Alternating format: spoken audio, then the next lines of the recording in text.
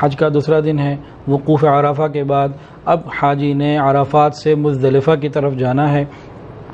مزدلفہ میں رات گزارنا سنت ہے، اور وقوف مزدلفہ کا جو وقت ہے وہ صبح صادق سے لے کے طلوع آفتاب تک کا وقت ہے۔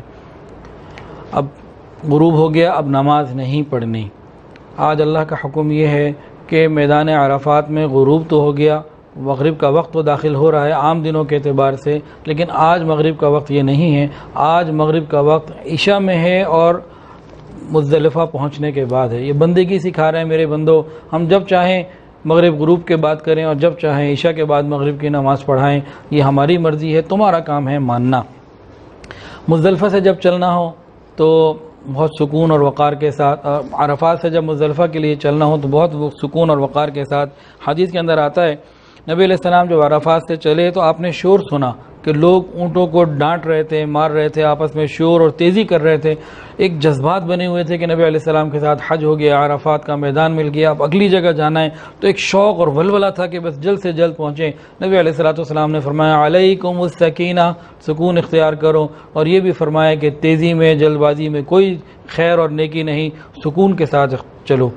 بعض لوگ چلتے ہوئے ایک دوسرے کو تکلیف دینے لگتے ہیں۔ کیسی عجیب بات ہے کہ ایک طرف اللہ سے مغفرت مانگ رہے ہیں اور دوسری طرف اللہ کے بندوں کو تکلیف پہنچا رہے ہیں۔ اللہ تعالیٰ اس سے ہماری حفاظت فرمائے۔ مزدلفہ جاتے ہوئے وہی تلبیہ اور اللہ کا ذکر، دعائیں، یہ سب وقت قبولیت کا ہے۔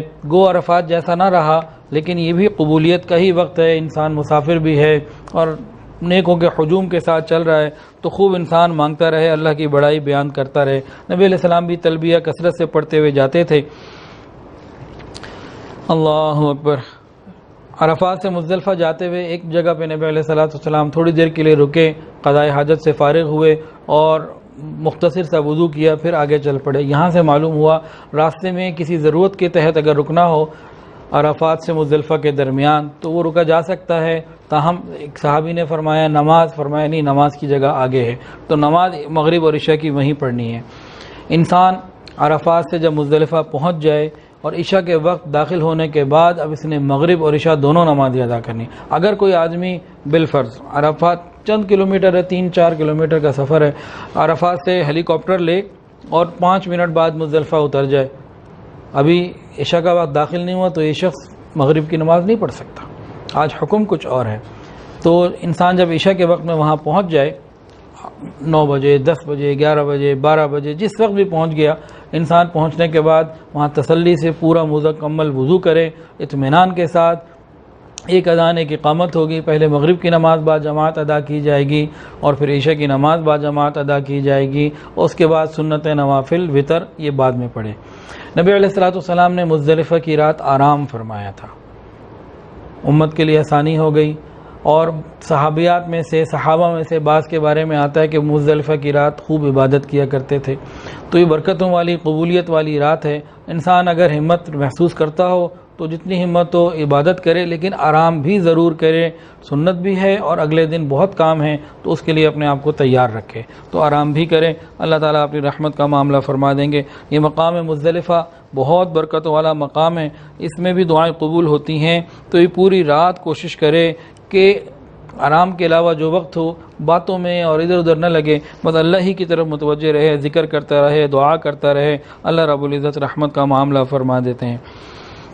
نبی علیہ السلام نے فرمایا جب لوگ مزدلفہ کی جانب جاتے ہیں اور وقوف کرتے ہیں اور اللہ کی جانب رغبت کرتے ہیں، متوجہ ہوتے ہیں، اللہ فرماتے ہیں اے ملائکہ، میرے بندوں نے وقوف کیا، میری جانب رغبت کی، مجھے طلب کیا عرفہ کے بعد، تو تم گواہ رہو میں نے ان کی دعاؤں کو قبول کیا، ان کی رغبت کو قبول کیا، ان کی نیکیوں کی وجہ سے گناہوں کو بخش دیا، وہ تمام بھلائیاں جو انہوں نے نعمتیں مانگی تھیں وہ سب میں نے ان کو عطا کی، سارے سوالوں کو میں نے پورا کیا، اور ان کی جتنی ضروریات ہیں ان کا میں کفیل ہو گیا۔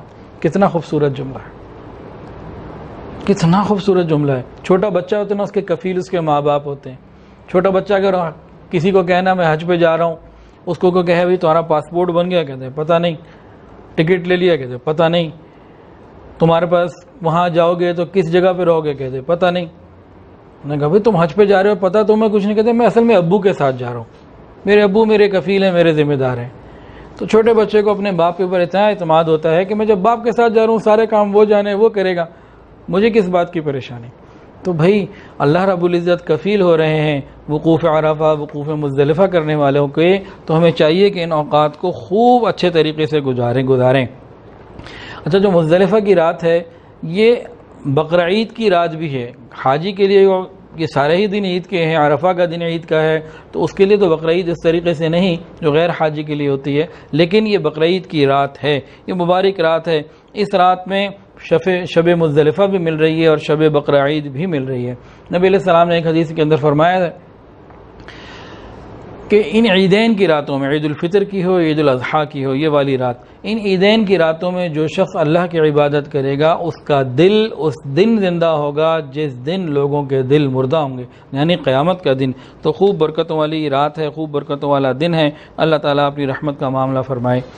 اچھا، ایک عمل، یہ کوئی ضروری عمل نہیں ہے کہ اس کا مزدلفہ کے وقوف کا یہ حصہ نہیں ہے، تاہم ابن جوزی رحمۃ اللہ علیہ نے اس کو لکھا ہے، ان کی کتاب مسیر العظم کے اندر ہے، القرآ کے اندر بھی ہے، اتحاف السادہ کے اندر بھی ہے، اور شمائل کبریٰ جو کتاب ہے جس سے یہ پڑھا جا رہا ہے اس کے اندر بھی یہ بات لکھی ہوئی ہے کہ حضرت ابو امامہ رضی اللہ تعالیٰ عنہ نے نبی علیہ السلام سے روایت کی ہے کہ جو شخص شب بقرعید یعنی مزدلفہ کی رات 2 رکعت پڑھے نفل، اور ہر رکعت میں سورہ فاتحہ، سورہ اخلاص، سورہ فلق اور سورہ ناس 15 مرتبہ پڑھے۔ کون سی 4 صورتیں؟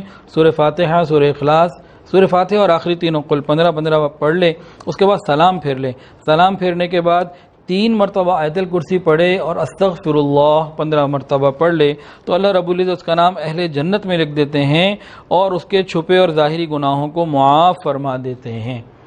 تو اگر آسانی ہو کوئی یہ کر سکے تو یہ عمل بھی کیا جا سکتا ہے۔